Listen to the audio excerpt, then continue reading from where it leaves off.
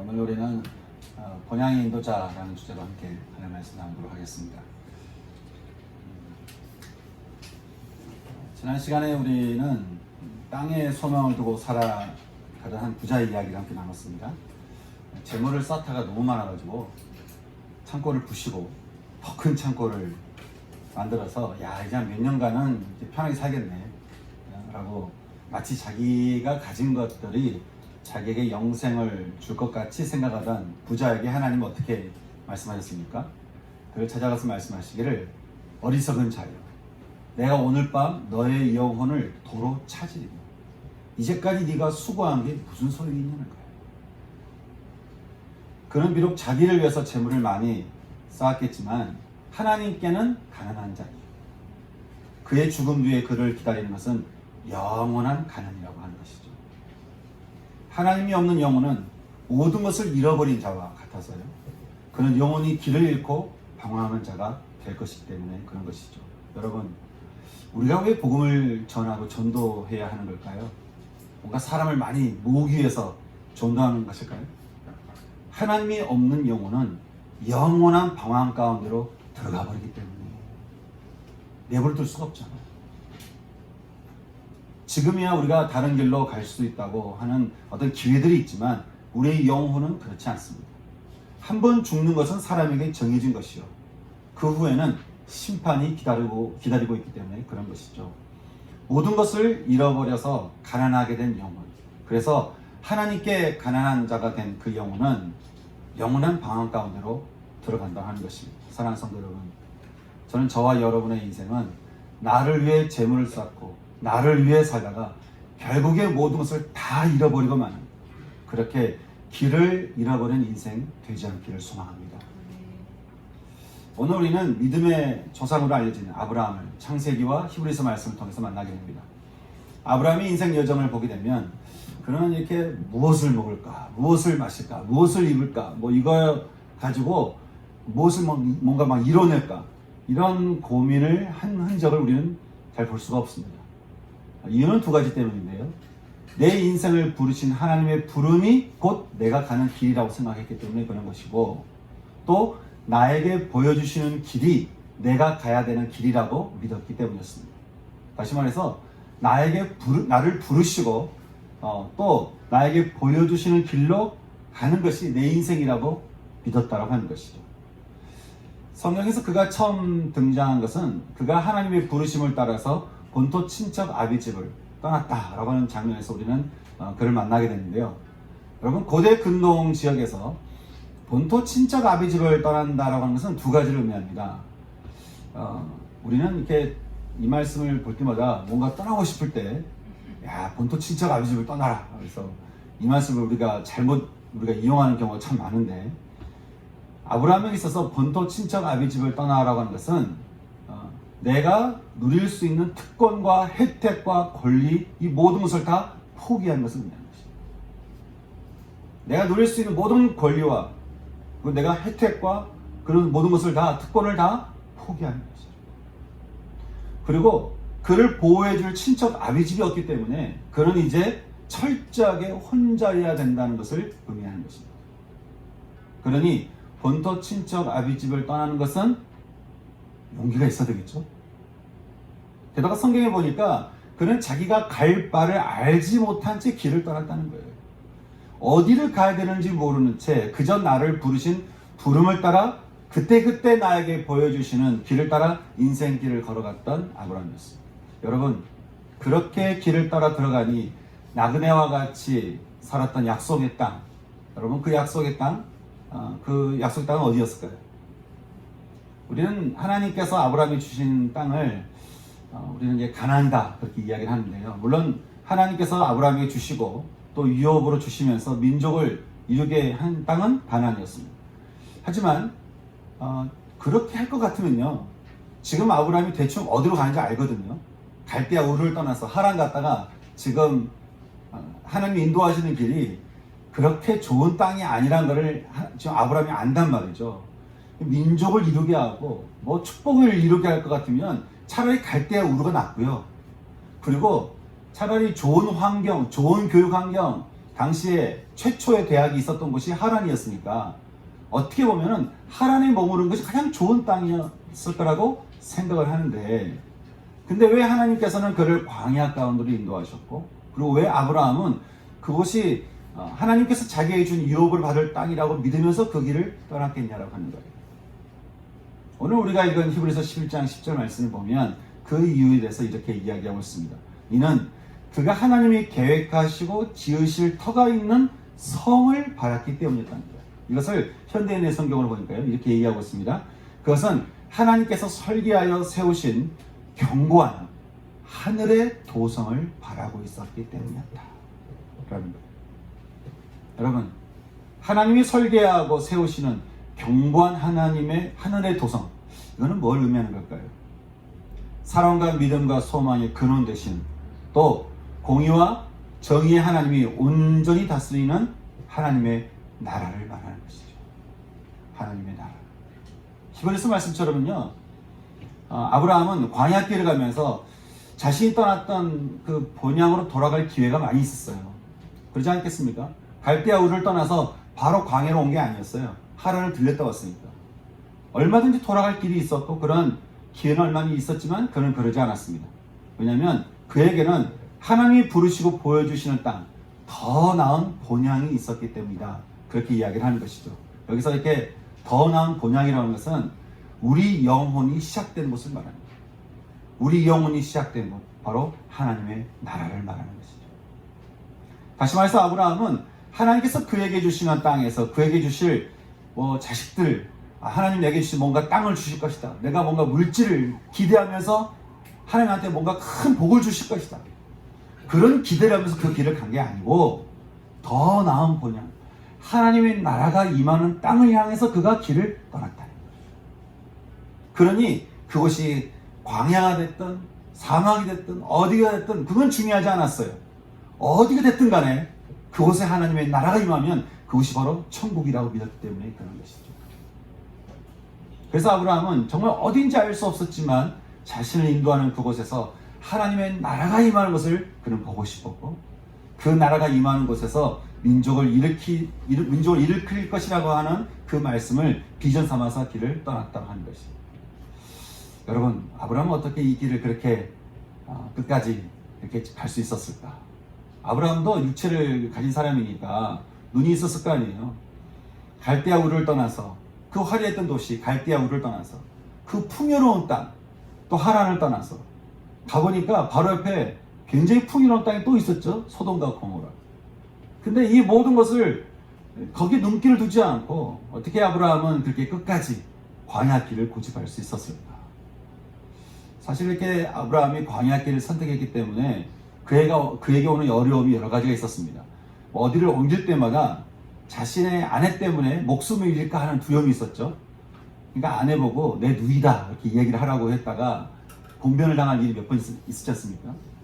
또 오늘 우리가 읽었던 15장, 창세기 15장 말씀의 배경을 보게 되면 조카 롯이 포로로 끌려간 것 때문에 대규모 전쟁에 끼어들어서 승리하고 돌아왔을 때, 그러니 이제 자신이 공격 대상이 될 수 있다는 것 때문에 큰 두려움을 가지게 되었습니다.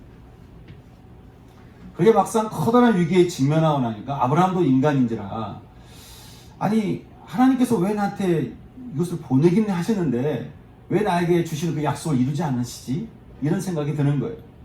왜냐하면 여러분, 이때부터 아브라함의 마음이 왜 두려웠냐면, 자신이 지금 조카 롯을 구한다고 달려가서 지금 큰 전쟁에 들어서 승리하고 왔잖아요. 6나라, 7나라가 지금 싸워서 싸우는 전쟁에 나가서 뜬금없이 아브라함이 끼어들어서 승리하고 돌아왔으니까 모든 지금 메소포타미아 지역의 나라들이 누구를 주목하는 거예요? 아브라함을 주목하는 거예요. 이집트는 계속, 그 당시에는 계속 전쟁이 일상이었으니까, 위험이 일상이었으니까, 이제는 언제 다시 일어날지 모르는 그 전쟁에서 아브라함은 이렇게 함께 싸울 용병이나 종은 있을지 모르겠지만 자식은 없는 것이죠. 당시에 그 자식이라고 하는 것은 일꾼이면서 동시에 함께 싸우는 군사적인 요소가 있었는데, 늙은 아브라함에게는 아무도 없는 거예요. 그래서 이렇게 불안해하던, 두려워하던 그 아브라함에게 하루는 하나님께서 가셔서 그렇게 말씀하시죠. 아브라함아, 두려워하지 말라는 거예요. 내가 너의 방패이지 않나. 아브라함아, 두려워하지 말라. 내가 너의 방패이지 않냐? 내가 너의 보호막이지 않냐? 그러니 두려워하지 말라는 거예요. 여러분, 전능하신 하나님입니다. 태양과 우주를 만드시고 세상의 모든 절대를 만드신 분이 나의 보호막이요, 나의 방패로 한다면 여러분 어떨 것 같습니까? 전능하신 하나님이 나의 보호막이에요, 나의 방패예요. 근데 하나님이 한 가지 더 말씀하셨어요. 아브라함아, 네가 상급을 찾느냐? 너가 싸울 자를 찾고 너를 도울 자를 찾고 너와 함께할 자를 찾느냐? 내가 바로 너의 지극히 큰 상급이라는 거야. 네가 나를 믿고 너가 나를 경외하며 너가 나를 사랑하니 내가 너의 큰 상급자가 되어서 너를 홀로 있지 않게 할 거라는 것이죠. 내가 영원히 너와 함께 할 것이라. 그렇게 아브라함에게 이야기하는 거예요. 지금 세상 사람들 눈에 보기에 아브라함은 늙은 나이에 이렇게 홀로 있는 것 같지만 전능하신 하나님과 그 나라가 아브라함에게 임하여서 아브라함의 큰 상급이 되어줄 뿐 아니라 그를 보호해주는 보호막과 방패가 되어줄 거라고 말씀하는 것이죠. 근데 아브라함의 두려움이 이 말씀보다 더 컸던 것 같아요. 여전히 불안하고 두려워하는 그 아브라함에게 하나님께서 이번에는 그를 불러서서 또 말씀하는데, 그 전에 아브라함이 하나님께 이렇게 간청하는 것이죠. 하나님, 저에게 주실 게 있지 않습니까? 저는 자식이 없이 살아가고 있습니다. 하나님, 저에게 약속하신 씨를 주시지 않으니 여기 있는 다메섹 사람 엘리에셀이 저의 상속자가 될 것입니다. 하나님, 저에게 자식을 준다고 말씀하셨는데. 그러자 아브라함의 보호자여 방패시여 상급이신 하나님께서 아브라함을 밖에 나가게 하시고는 이렇게 말씀하셨습니다. 아브라함아, 하늘을 보라는 거예요. 하늘을 봐라. 너는 저기 뭇별을 셀 수 있나 한번 보라는 거예요. 여러분 혹시 별을 세본 적 있으십니까? 하나님께서 말씀하시기를 너의 자손이 그렇게 될 거라는 거예요. 그렇게 하늘을 바라보게 하시면서 말씀하시는 그 현장에서 하늘을 이렇게 바라보던 아브라함은요, 문득 자신이 이제까지 어떻게 길을 떠나왔는지, 내가 무엇을 바라보고 이곳에 오게 되었는지, 그리고 하나님께서 나를 통해서 앞으로 어떻게 하실 것인지에 대한 그 마음, 그 잃어버렸던 마음이 다시 살아나면서 그 마음 가운데 소망의 마음이 올라오기 시작하는 것이죠. 땅의 것을 찾아서 땅의 것을 마음에 두고 땅의 것에 생각이 빼앗길 때는 그렇게 두려워했던 아브라함이 이제 눈을 들어서 하늘을 보니, 하나님의 뜻을 바라보니, 그리고 자신과 함께하는 더 나은 본향, 지금 이 순간에도 함께하는 더 나은 본향, 그리고 나를 통해서 이루실 그 하나님의 나라를 보니까 아브라함 마음 가운데 두려움이 싹 사라지고 마음 안에 소망이 밀려오는 것이. 우리 그런 찬송가 있잖아요. 찬송가, 눈을 들어 산을 보니 도움 어디서 오나, 천지 지은 주 하나님 나를 도와주시네.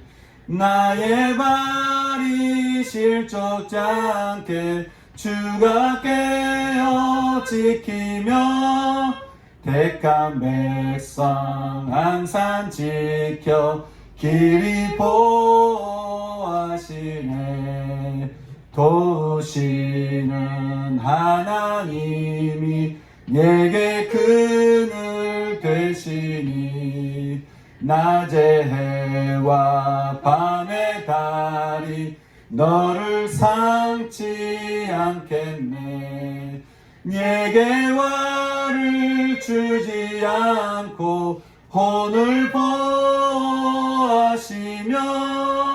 너의 줄이 지금부터 영영 인도하시네.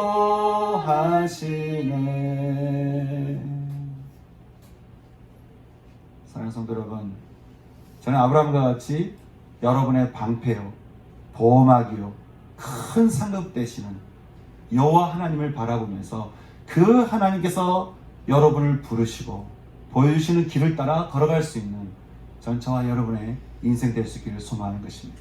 네. 눈을 들어 하늘을 보니, 눈을 들어 하늘을 보니 다시 더 나은 본향에 대한 비전이 올라오고 자신이 가야 할 길에 대해 확정하게 되면서 이제 그 길을 인도하시는 하나님을 믿게 되니 하나님께서 믿는 그에게 그 믿음을 의로 보시고 그를 끝까지 더 나은 본향 가운데로 인도하셨다라고 성경은 우리에게 이야기를 해주고 있습니다.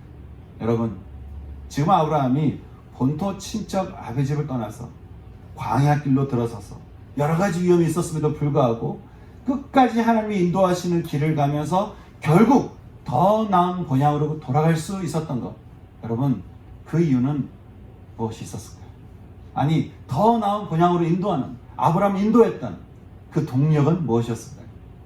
성경은 말하기를 그것은 믿음이었다, 그렇게 우리에게 이야기를 해주고 있습니다. 여러분, 아브라함을 하여금 더 나은 본향 가운데를 끝까지 인도하겠다는 믿음, 여러분, 믿음이 도대체 뭘까요? 히브리서 11장 말씀의 믿음에 대해서 말하기를 믿음은 바라는 것들의 실상이요 보이지 않는 것들의 증거라고 우리에게 이야기해 주고 있습니다. 믿음이란 단어, 이 피스티스라는 단어를 보면 변하지 않는 신실함과 그로 인해 드러난 증거라는 뜻이 있습니다. 허상이 아니고 믿음이라고 하는 것은 변하지 않는 신실함과 그로 인해서 반드시 드러나는 증거가 있는 것이 믿음이라고 하는 것이죠. 상황 따라서 또 마음 따라서 기분 따라서 쉽게 변절하는 게 믿음이 아니라 잘하든 못하든 간에 그래도 신실하게 따라가는 것, 믿음을 통해 그 증거가 드러나는 것, 이것이 바로 믿음이라고 하는 것이죠. 근데 이 믿음은 바라는 것들의 실상이래요. 여기 실상이라고 하는 단어가 몇 가지 의미가 담겨져 있는데 우리 이것을 통해서 좀 더 믿음을 이해해 볼 수 있는데요. 그 첫째는 확신입니다. 확신. 믿음은 하나님에 대한, 나를 향한 하나님의 마음에 대해서 확신을 갖게 해줍니다. 믿음은 하나님에 대한, 그리고 나를 향한 하나님의 그 마음에 대해서 확신을 갖게 해준다는 것이죠. 또 보증입니다. 믿음은 보이지 않지만 결국 드러나는 증거라는 말처럼 믿음은 분명히 우리에게 하나님의 나라, 그 천국이 임하는 것을 보증해주는, 이 믿음은 보증이라고 하는 것이죠. 그리고 믿음은 실제라고 하는 거예요. 믿는다라고 하면 그게 뭐 좀 허공했던 이야기 같지만, 하지만 믿음이라는 것은 분명히 드러나는 실제라고 하는 것이죠. 여러분, 만약에 믿는다고 하면서 그 믿음에 대한 실제가 우리 삶 가운데 일어나지 않는다 하면 우리가 여기 모일 이유가 뭐가 있겠습니까? 그러면 믿음에 대한 실제가 없는데 우리가 믿는다고 하면 가장 불쌍한 사람이 어떻게 보면 저와 여러분이겠죠. 주일 아침에 다 놀러 가는데 우리가 이 시간에 와가지고 주께 와서 예배 드리는 것, 믿음의 실제가 없고 믿음에 대한 증거가 없다면 우리가 그럴 이유가 뭐가 있겠습니까?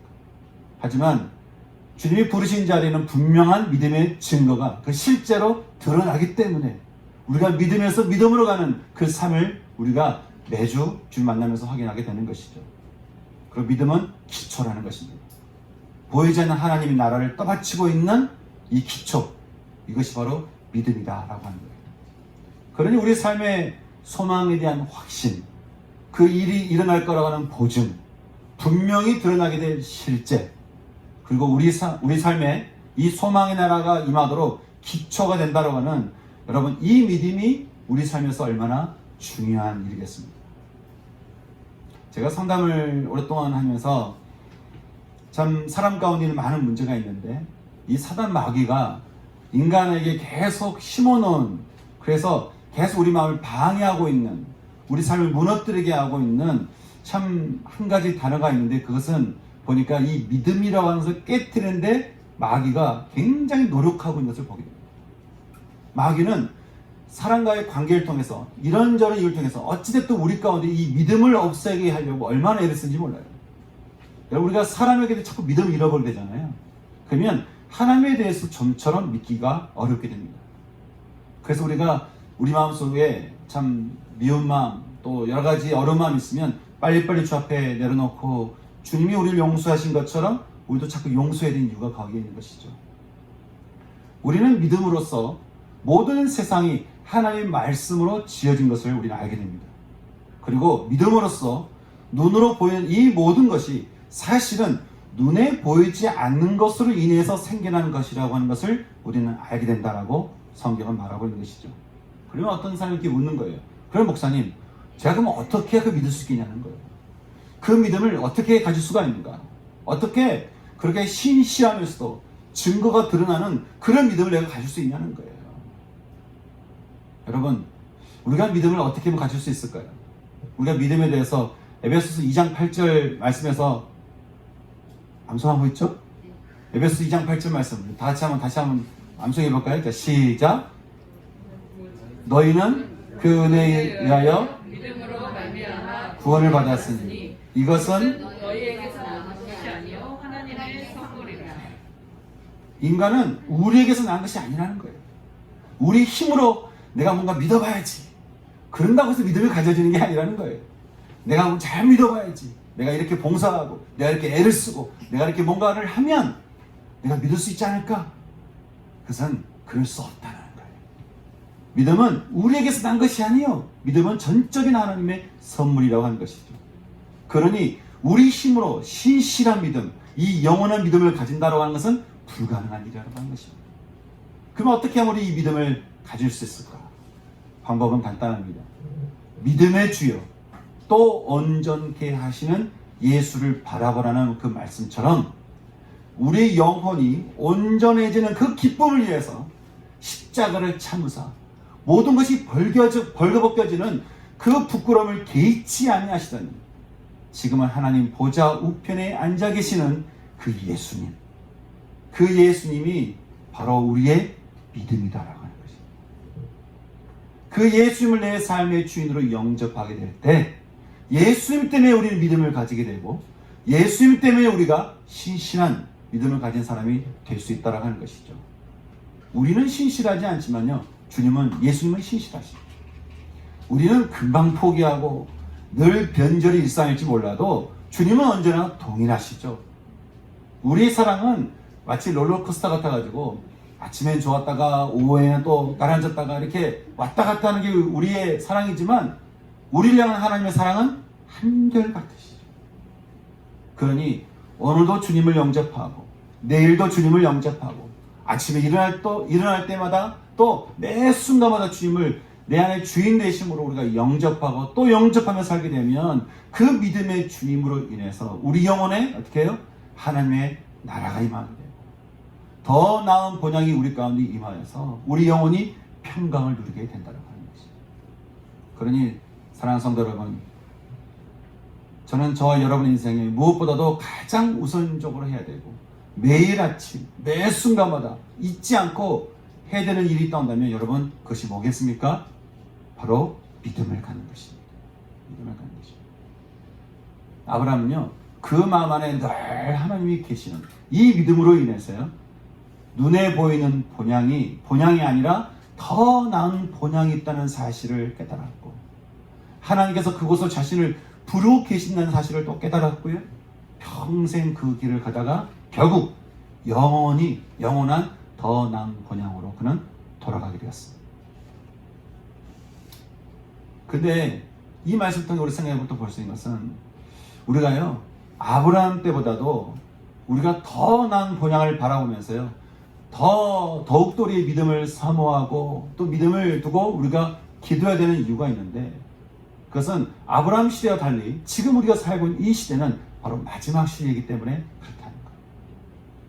주님은 누가복음에서요, 마지막 시대를 우리가 어떻게 살아야 되는지에 대해서 이렇게 말씀하고 있는데, 너희는 이때는 어떻게 살아야 되느냐, 어떻게 믿음을 가지고 살아야 되느냐, 너희는 허리에 띠를 띠고 등불을 켜고 서 있으라는 거예요.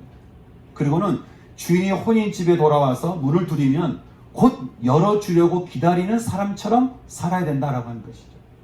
이 말은 당시 유대 혼인잔치를 빗대어서 하신 말씀인데요, 당시 유대인 혼인잔치는 밤중에 이루어졌기 때문에 주인이 혼인집을 이렇게 다녀온 뒤에 문을 두드리면 곧 열어주려고 기다리는 사람처럼 너희는 살아야 된다는 거예요. 그러면 주인이 와서 깨어있는 것을 보게 되면 그 종들은 복이 있을 것인데, 여기 재밌는 표현이 있어요. 깨어있는 종들을 향해서 주님은 그를 자리에 앉히고는 그를 섬길 거라는 거예요.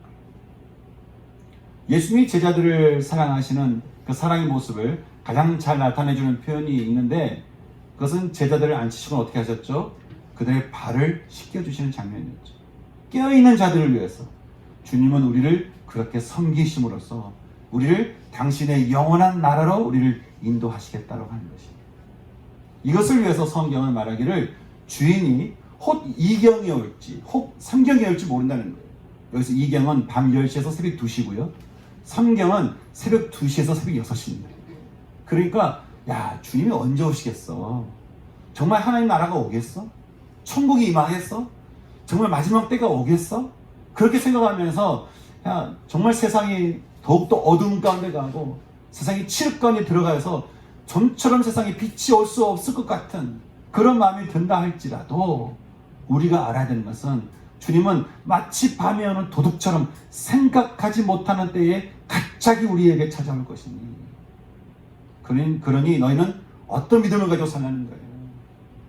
어떤 믿음을 가지고 살아야 되는가? 늘 우리가 준비하고 깨어있는 마음을 가지고, 늘 믿음의 주여 우리를 온전케 하시는 그 예수 그리스도를 마음에 품고 그 믿음을 가지고 이 땅에서 더 나은 본향을 기다리는 삶을 살라고 하는 것입니다. 사랑하는 성도 여러분, 우리에게는 더 나은 본향이 있습니다. 이 땅에서 삶이 다가 아니에요. 이 땅의 삶은 길어봤자 성경 말씀 보면 70이요 80인데 이거를 요즘식으로 하면 90세요 100세라고 얘기할 수 있겠죠. 하지만 거기까지입니다.